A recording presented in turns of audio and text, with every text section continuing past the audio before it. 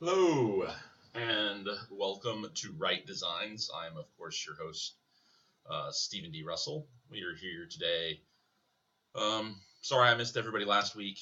It's been one of those times where I had relatives come into town and had to clean up my house to make it, livable for them, and then, spent time with my relatives and family and so forth. And um, unfortunately, that means not getting the time to do a video blog like I normally would. But I'm here, and we're going to be doing a discussion about our newest release. This will be for the Lords of Gossamer Shadow Diceless game. For those who don't know anything about Lords of Gossamer Shadow, it is a spiritual successor to the Amber Diceless role-playing game. We have the official license for that rules set, so we created a whole new campaign setting and custom powers for that particular setting, plus added some additional powers that you could use in both Lords of Gossamer Shadow and Amber Diceless, like our addendums, blessings, and curses, and addendum uh, empathy, which was originally supposed to be in the Rembra product line for Amber, but and we're working on an addendum shape shifting and possibly threats threshold ghosts, but we'll come back to that later. For now, we're talking about our newest release, which is Threats, Secrets of the Annunaki. Now, the Threats line comes from a section of the Lords of Gossamer and Shadow core book, appropriately the chapter is titled Threats of.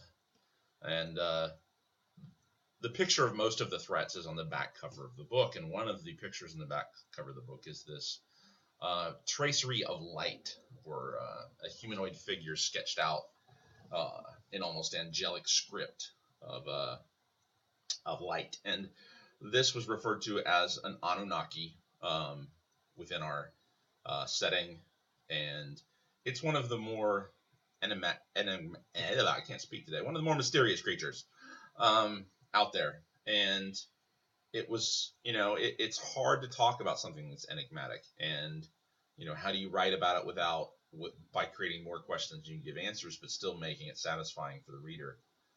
One of the things about all of the supplements that I've tried to do after uh, the core book is I wanted the authors to write from the point of view of someone that was deeply involved in it. From Threats, we've up until this point written in the first person POV, and that's to give you an idea of an immersion so that the GM can roleplay these types of creatures. But the idea is these are supposed to be very other and very difficult to relay the experience for. So rather than do that, Dane, who is our author on this one, uh, gave a very solid support for the idea of doing it as just a sage who was writing about what he had learned about the Anunnaki and their observed behavior. We may not understand the why, but at least we can say the what, and that was a very good approach that still lends it to some of the mystery of what's going on there. He introduced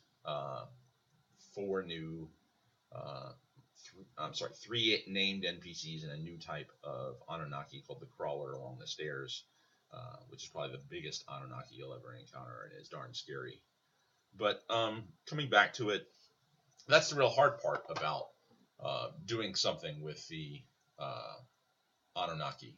Is again, we're talking about beings of high art or uh, high geometry. We're talking about their nature. Um, we're talking about and the questions of where they come from, and he addresses each one of the major theories that goes along with it, so the GM can pick and choose whether they were transcendent beings, or whether they're just beings that exist outside of time and space, but are they the result of Typhoonian craftsmanship, elder beings from long ago? What are their notable members? Who are these? Who's the fount atop Sarazur? Who's the geometer? And what about the crawler upon the stairs? Uh, what do we know about the various forms that they take and how we name them. And the fact that we call them Anunnaki and that we have no idea what they call themselves. What do they know about the other powers? How do they interact with Umbra uh, users and specifically Umbral Gaunts and so forth? It's one of those things that um, really makes the threats book necessary in my opinion, because you really want to talk about um, why these creatures exist as a threat and show what uses that a GM can put them to. That's really one of the big things that I like about the threat series. So that we've released, we have some really beautiful artwork from Hernanda Souza. She did the majority of the artwork in this book. There's just one little piece from Jason Rainville that comes from the back cover of the book, because it made a nice end cap to the book itself. But we have she does all four of the major creatures that I talked about here, and it's just Hernanda's one of those artists who really has some deep raw talent that I don't see as often as I would like, and she's just going to continue to get better the more the more work she creates, the more artwork she creates.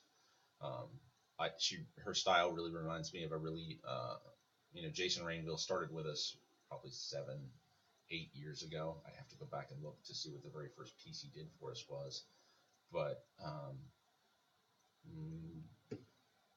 it was probably 2008 was probably the first piece that Jason did for us. I mean, it was really one of those things that and he's really developed now. He works for Wizards of the Coast and Paizo, and does personal projects that suit him.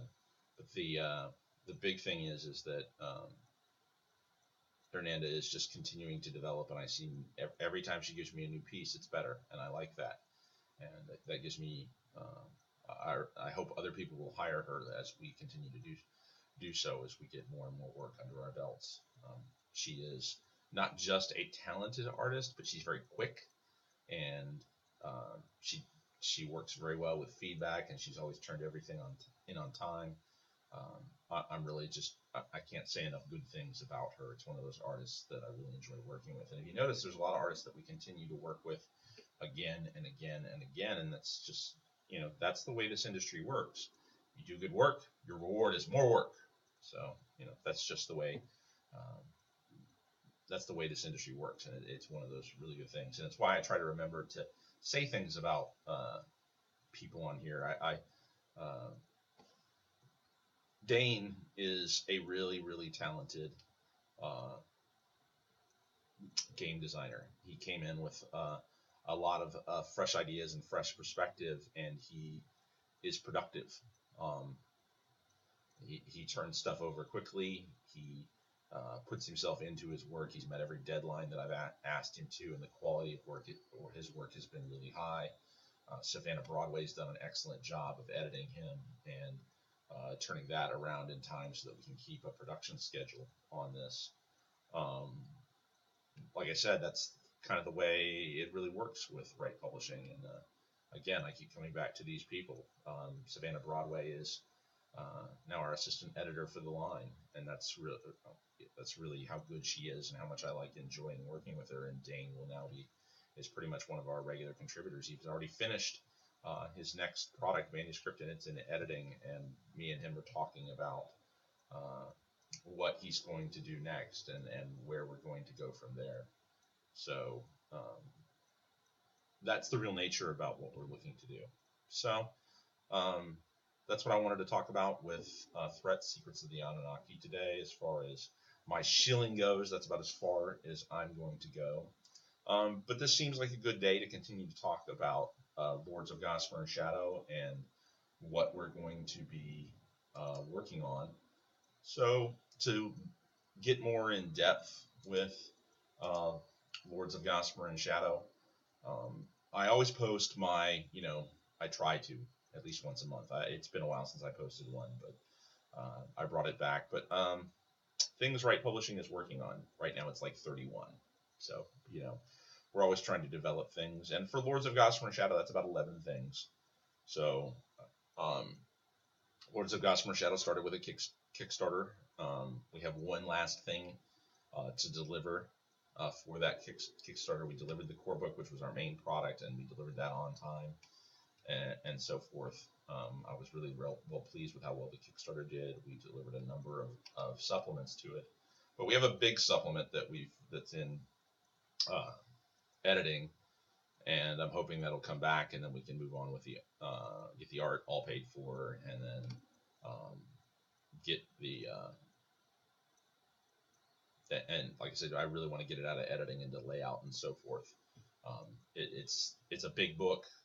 It's probably going to be the masterpiece of Kit Kindred, so I really look forward to seeing what comes out of it. It's probably been one of my biggest downfalls that I feel really bad that we haven't got a solid adventure other than one there's one in the core book, so there is a solid adventure that people can use and play, but I haven't got supplements out after that. And the Long Walk is supposed to be my first one, and we're over a year after when I wanted it to be originally be out. But I think there's a statement about a lot of things. Nobody will care how long it took to get out. They'll care about how good it is when they get to it.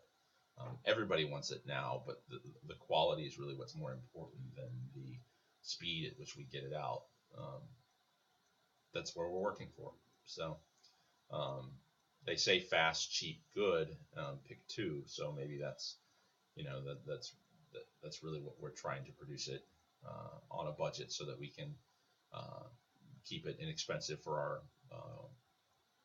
our customers, and we're trying to make it good all at the same time. So hopefully we keep that going for our customers. Of course, I already talked about addendum shapeshifting from Jason Durall. He keeps telling me it's near done. I'm waiting it to be done, but it was kind of one of those things where you have a really talented designer, so he gets a lot of high demand from everybody, and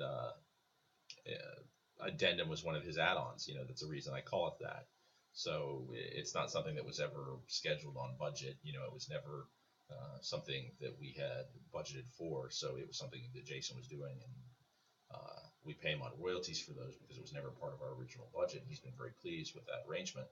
But we want to keep those types of things going. So when it's done, it's done. And again, it comes back to the idea that I'm more interested in the quality than I am in the speed of it being turned out. He's talked about doing threshold ghosts, an additional threat to folks. So after he gets that done, so I'm like I said, what I really like is that as a designer, he's still interested in the book he wrote. He's not just written it and then he's done. He continually wants to do more stuff with it, and I find that really great and enjoyable.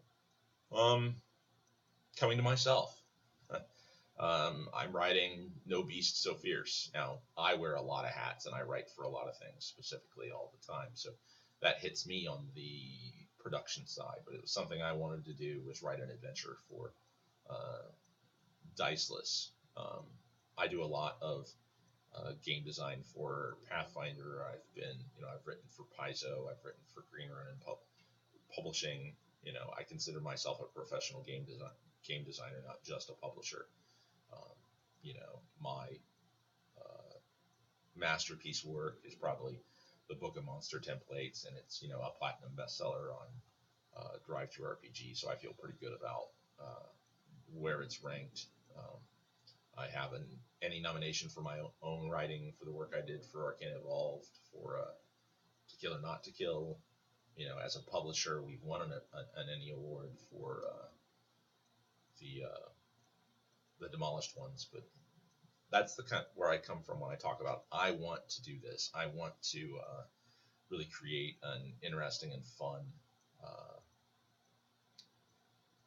adventure, and I just actually played it today.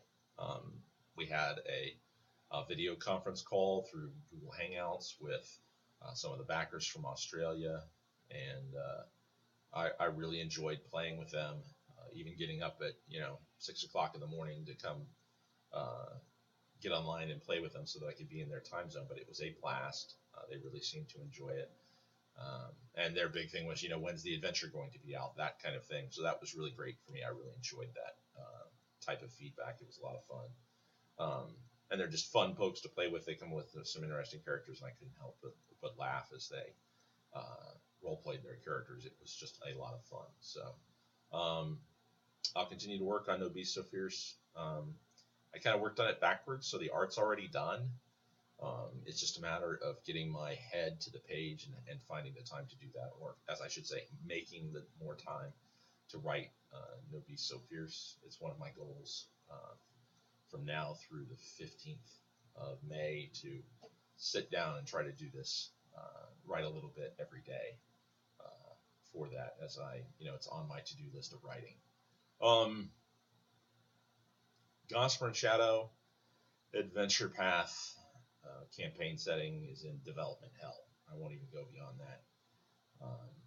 Probably around May 15th, I'm going to give it a pretty good hard look and see where we're at. And if I'm not pleased with it, then we're going to make some hard decisions. Other than that, I won't say anything about it. It's just the way that goes. I understand, people's lives happens, and it can slow development down.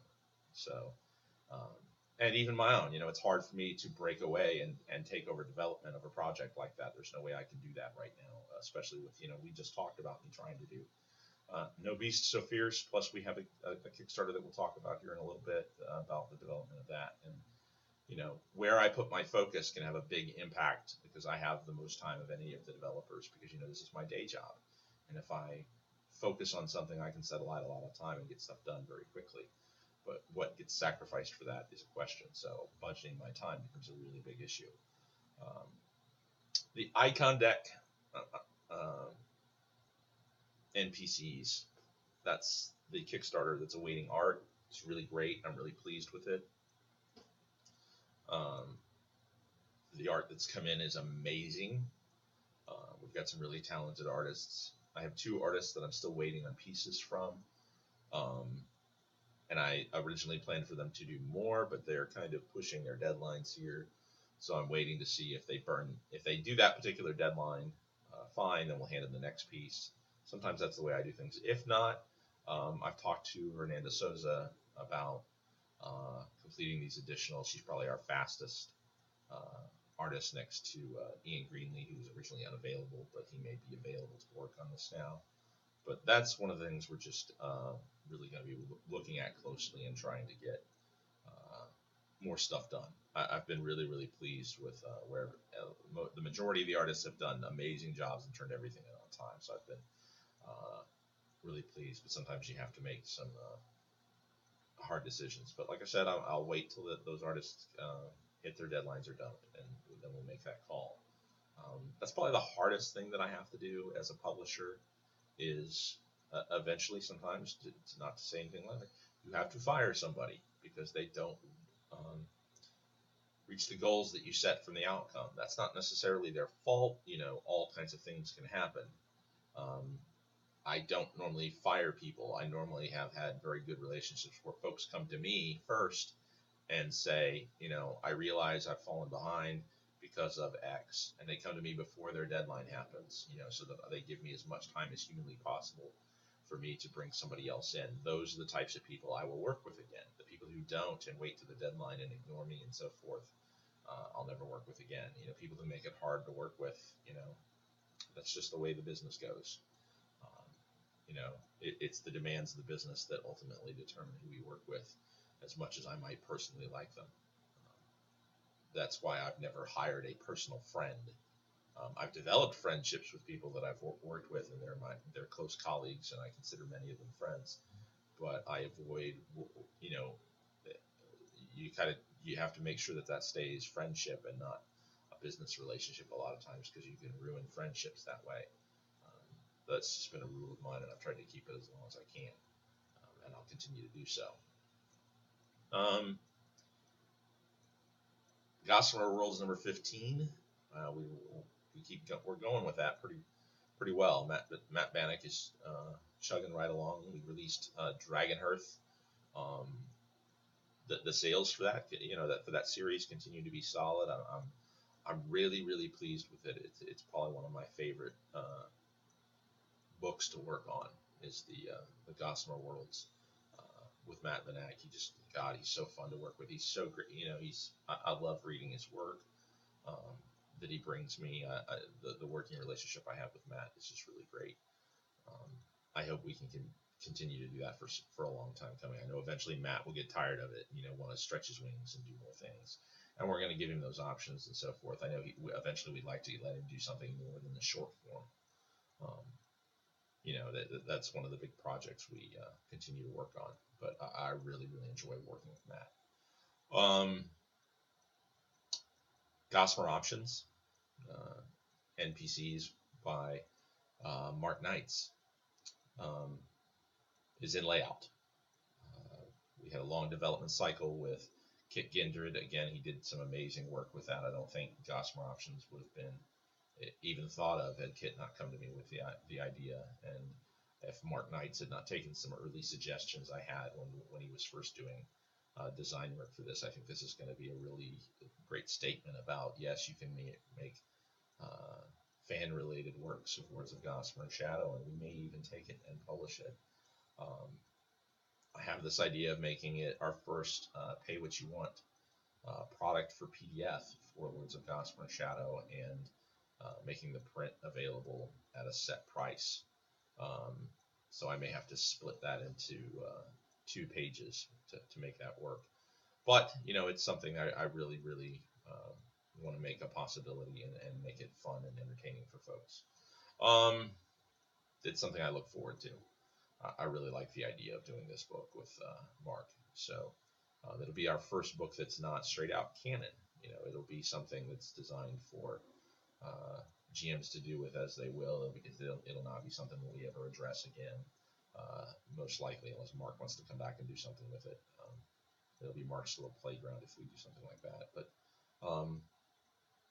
it's really a different approach, and it's as I say, sometimes it's not always in the development of where we originally intended to go, but those are some of the more interesting places, in my opinion, sometimes where everything isn't canon. It doesn't always have to fit within the little parameters that you've made. There's an infinite number of worlds, and things don't always work the same in every place. So it's one of those interesting things. But some of the design principles were pushed forward by Kit, and Mark was amazing in coming back and accepting those and really making all of the changes we asked for without any concern. That's great to see in a budding freelancer that that's what they want to do.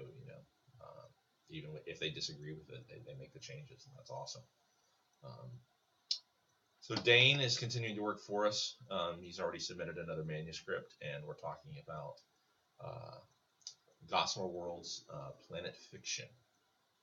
Planet Fiction will be a 32-page full-color print and PDF project that's in editing by Savannah Broadway.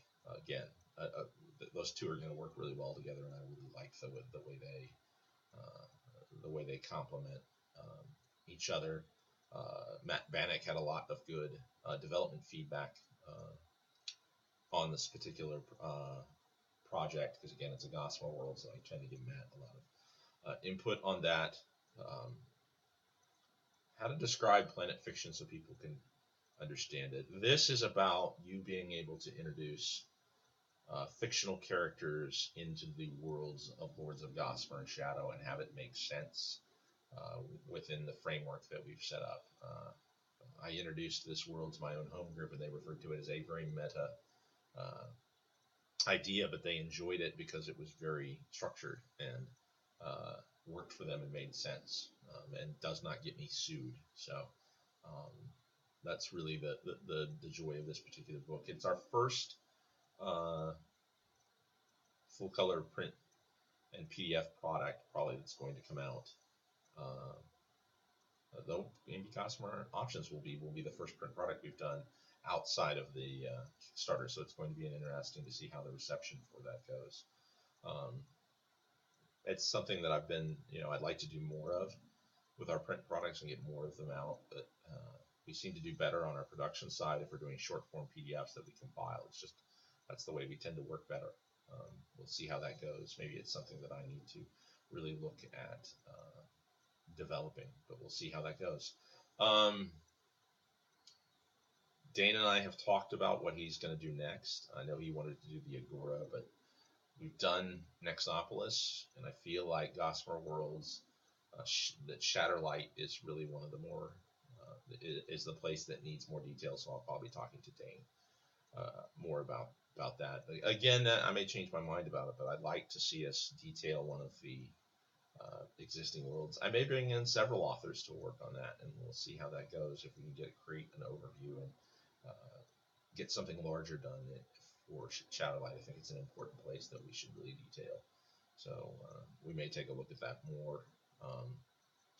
I also need to do, now that we've got Threats on Annunaki out of the way and it seems to be doing well, I may do another open submission pitch and let people pitch for whatever the next threat we decide we want to work on, and see what folks do with that. That's something I'm really looking forward to doing. I like developing. It's hard to actually develop. This isn't like with Pathfinder for me. I know very, very talented designers who know Pathfinder very, very well, but Diceless is a whole other thing. There is nobody who produces material for it right now actively for like we do. So we are basically developing our own freelance talent to do this. So that's just one of the things we're working on. So we'll continue to allow people to pitch to us openly. I'll take anybody. There's a few people that I didn't get to work with on the Kickstarter project that I would like to work with. Fred Hicks, John Wick, or a couple people that we talked to about potentially doing something with us during the original Kickstarter, and we didn't get as funded that high to be able to do those additional works. But it's been a successful line, so I've been looking at it. Andrew Peregrine talked to Jason Dural about possibly wanting to do some more. It's just one of those things that we continue to try to develop. But one of my driving principles has always been, I want the money to pay those people in advance, and the sales that we generate from these products have to pay off those costs within the first 30 days. So that means PDF sales have to cover our production costs. So, and I've been pretty adamant about that working. But our sales have been very stable for these products. So we're going to continue to try to work those things out and see how that develops. I've been very happy to be able to do something like Threats on Annunaki and do this type of stuff with Legends and Lies as we continue to grow from Rob Donahue. So I want to thank everybody for taking the time today to listen to me spout on about our plans for Lords of Gossamer Shadow and what Rite Publishing is developing. If you ever have a question, please drop me a line and I'll be happy to answer that for you. My name is Stephen D. Russell, head of Rite Publishing, and this is Rite Designs. And thank you so much, and good gaming.